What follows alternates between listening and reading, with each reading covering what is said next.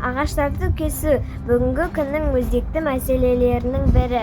Ағаштарды қорғаудың ең тиімді жолы қолданылған қағаздарды қоқысқа тастамай, арнайы бөлімшелерге өткізу. Себебі 100 килограмм қағаз жасау үшін бір ағаш кесілінеді. Бұл табиғатқа үлкен зиян. Кел, бәріміз бірге табиғатты қорғайық, қағазға екінші өмір сыйлайық.